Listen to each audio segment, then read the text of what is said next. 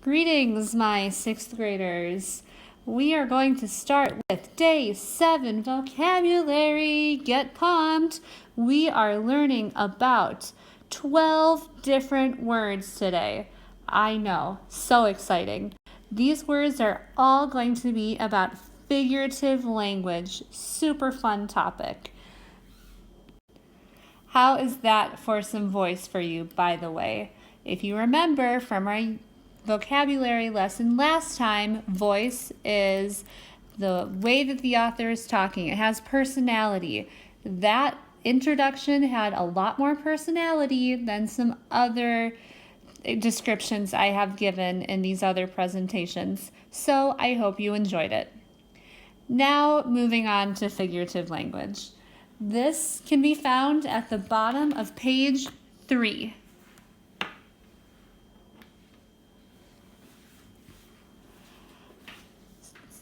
Figurative language is words that are not used as their literal meaning to create more feeling and interest. I personally love figurative language. It makes writing so interesting and fun to read. It's when you're using words and you don't mean exactly what you're saying. It makes it more descriptive, more fun for the reader. Examples would be metaphor, simile, personification, hyperbole, onomatopoeia, idiom, all examples of figurative language. Our first word is simile. This is on page 7. So I am absolutely positive that you have learned about similes in the past. So I know you can write your own definition in the packet right now.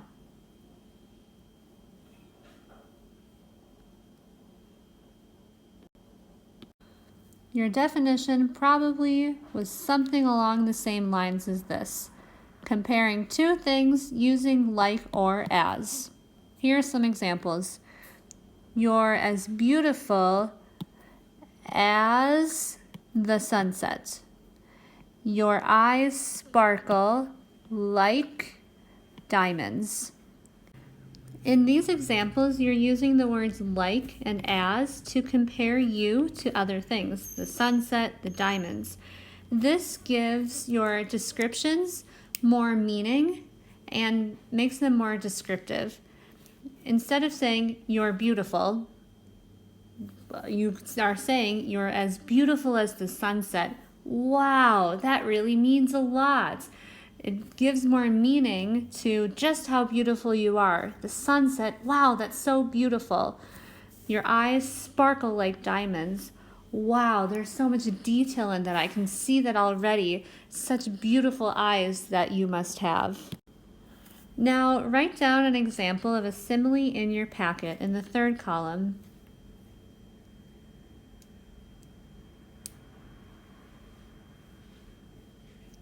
Be sure that you use the words like or as to compare in your example.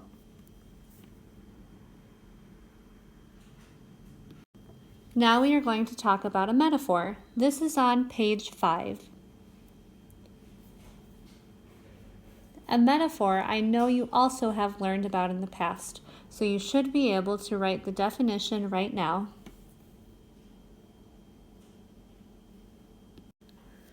A metaphor is very similar to a simile, but instead you're comparing two things without using like or as. In a simile, you use like and as. In a metaphor, you do not. Here are two examples. The blue ocean in your eyes. The falling snowflakes were dancers. You're comparing your eyes to the blue ocean. It really adds more description to it. You can really picture just how beautiful and blue the eyes are. In the other example, you can also better picture the snowflakes. They weren't just falling straight down. They were moving through the air beautifully, almost as if they were dancers. You're comparing snowflakes to dancers in the way that they were moving. Be sure to write at least one of these examples in your packet. And then think of an example of a metaphor with your partner and write it in your packet as well.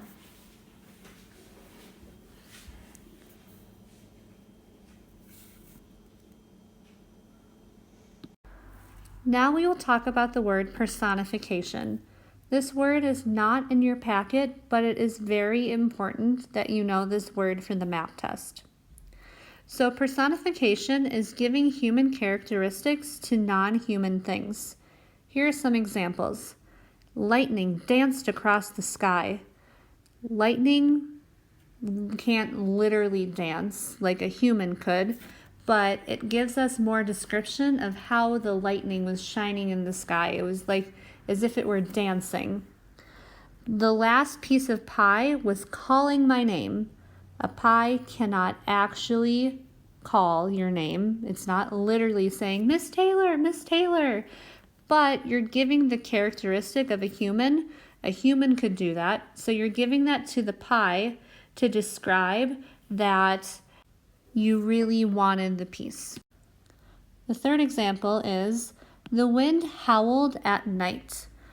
The wind cannot actually howl like a human could, but you're describing it, this wind is howling, giving it the human characteristic to give the reader a better understanding of what the wind sounded like. So describe a shooting star to your partner using personification.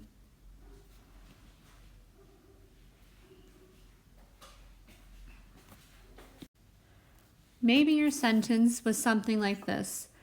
The shooting star ran across the sky. Running is a human characteristic. It's something that humans do. A star cannot actually run, but by saying that it was running, it gives the person a better idea of what the shooting star looked like. Now try this one. Describe a tree moving in the wind using personification to your partner.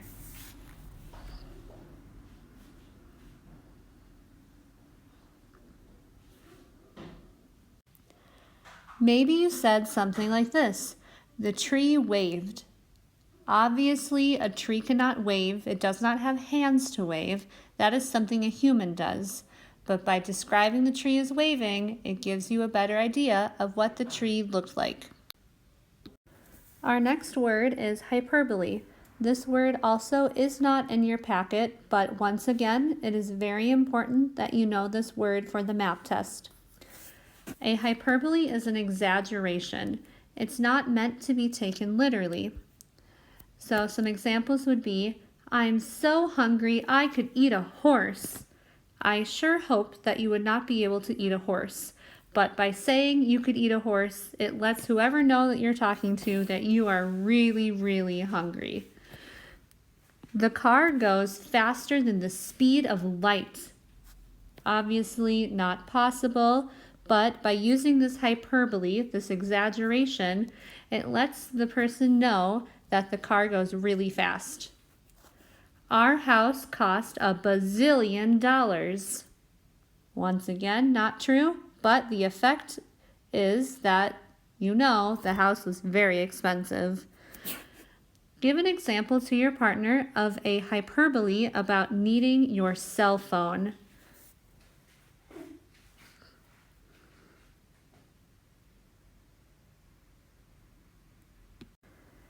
Maybe you said this, without my cell phone, I could die.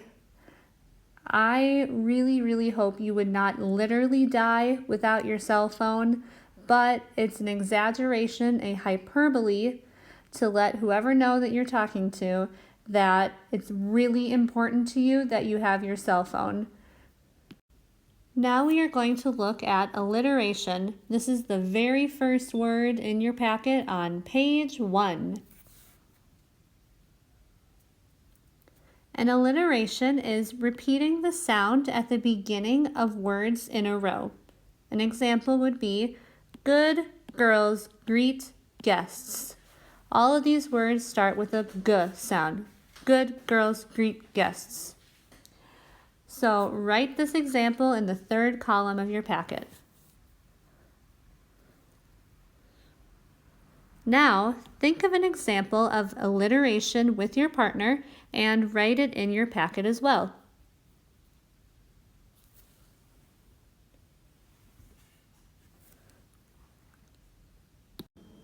Now we are going to move on to onomatopoeia. This word is in your packet. It is at the top of page 6.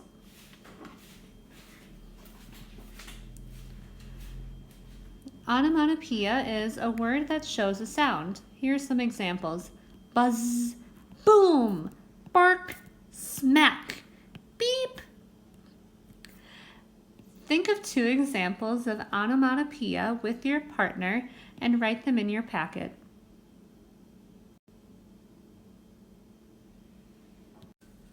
Here are my examples. Crack, bang. These are words that are written down the sounds that you would hear. You would hear a bang, a sound that sounds exactly like that. So we're just writing down what we hear, the sound that we hear. Now let's talk about an idiom. This is on page 4.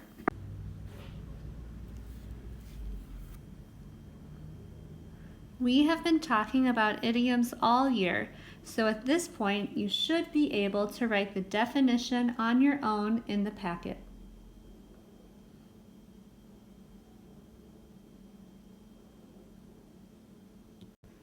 Here is my definition. A phrase that doesn't literally mean the definitions of the words. So, for example, when you say, "It's raining cats and dogs outside," you don't literally mean cats and dogs are falling from the sky. It's a phrase that is used to describe that it's raining really hard outside. Now think of an example of an idiom we have learned this year and write it in your packet in that 3rd column. Then draw a picture to represent this idiom.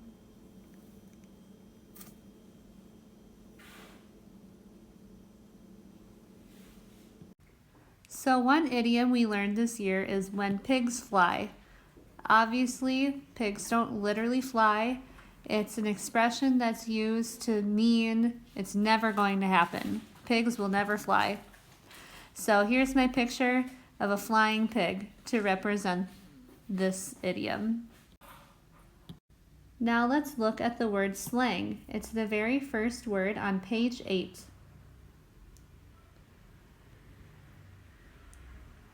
Slang is invented or changed words used by a certain group. So the word slang means street language. You combine it together to make slang.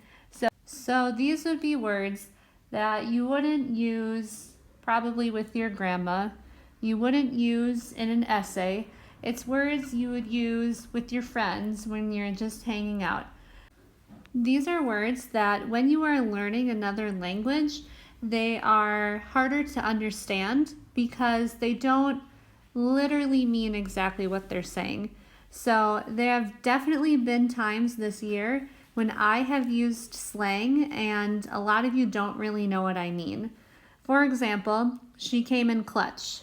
I said, when Mariana bought me the whiteboard markers, she came in clutch. And a lot of people looked at me like you had no idea what I was saying. Coming in clutch is slang for saying like you saved the day. Those markers came in clutch. It really saved the day because I finally had markers that worked that I could use. Another example of slang would be my bad. You do something wrong, my bad, sorry. Unfriend, that would be slang for like deleting someone off of social media. Frenemy, a friend and enemy, combining together to make frenemy. Planking, I don't know if you remember this trend that was going on. It was one of the first challenges online that was really popular. Planking, where you had to lay like a plank in weird places. There's also slang in other languages. All languages have slang. So when I was learning Spanish, the slang words I didn't understand because they aren't the formal language you learn in class. For example, Que padre? I had no idea. When I first heard it, it sounded so weird to me. What dad? What? That made no sense to me. I had no idea that it's a phrase that you use in Spanish to say, oh, that's really cool. So now, talk with your partner about other examples of slang in English or Spanish that you can think of.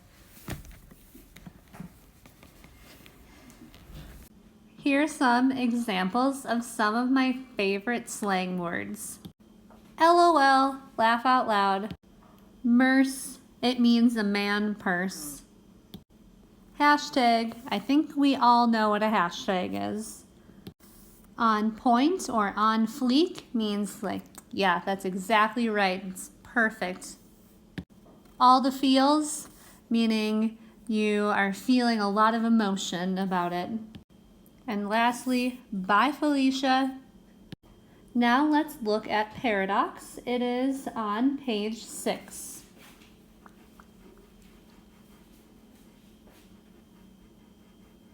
A paradox is something that seems to be opposite, but it is true or it goes against itself. So this sounds a little complicated, so I'll give you an example. I always lie. So always lie. I always lie. It sounds opposite. So talk with your partner about why this is a paradox. See what you can come up with together.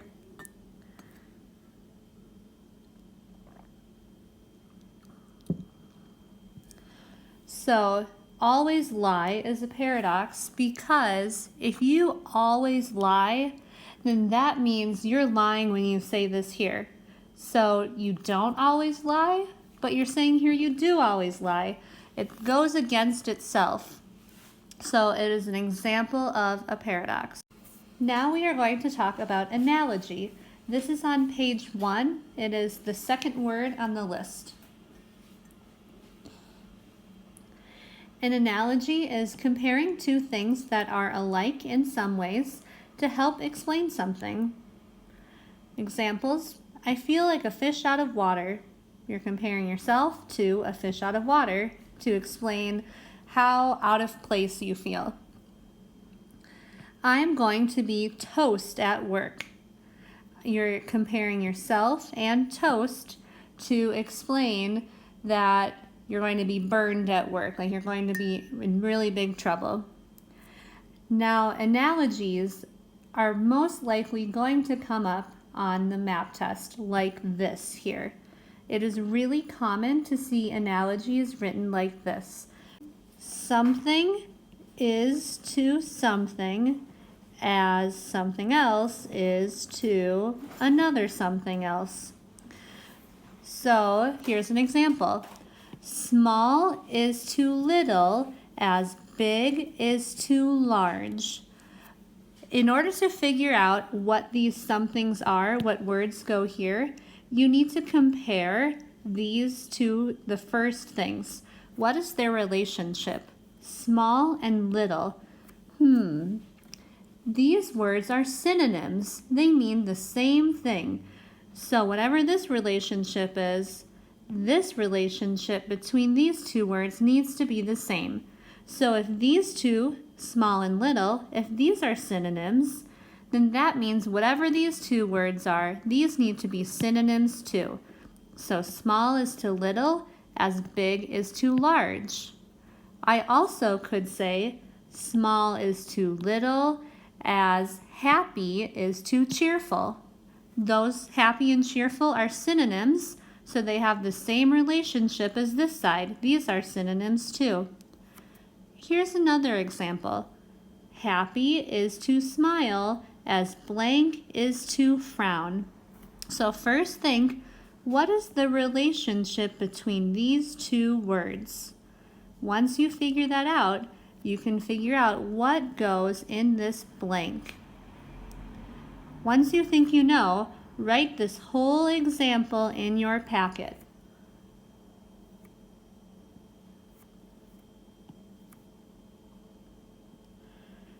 So when I'm thinking about it, happy is to smile. Smile is something that you do when you're happy. So on this side here, this frown needs to be something that you do when you're sad. Happy is to smile as sad is to frown. Now let's do the second one. Happy is to sad as black is to blank. What's the relationship between these two? Use that because this needs to be the same relationship, so you can figure out what goes in this blank. Once you think you know, write this example in your packet. So let's see. Happy and sad. These are antonyms or opposites, happy and sad. So that means this side needs to be opposites too. What's the opposite of black? White. So my full analogy is happy is to sad as black is to white. Our last word for today is literal description. This is in the middle of page 5. So literal description is the opposite of figurative language. It's writing or saying something exactly the way you mean it. So it's different than figurative language. Here's an example. The chair is brown. You mean literally, the chair is brown. There's no special or hidden meaning in there you're trying to say. You just mean exactly, the chair is brown. So think about another example of a literal description. You and your partner each tell your example to each other. So you come up with one, tell your partner, then your partner comes up with one and tells it to you.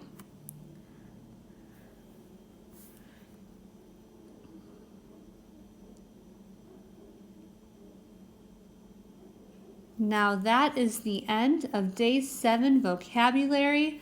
We had such an awesome time today learning about figurative language, making our writing so interesting to read, super descriptive.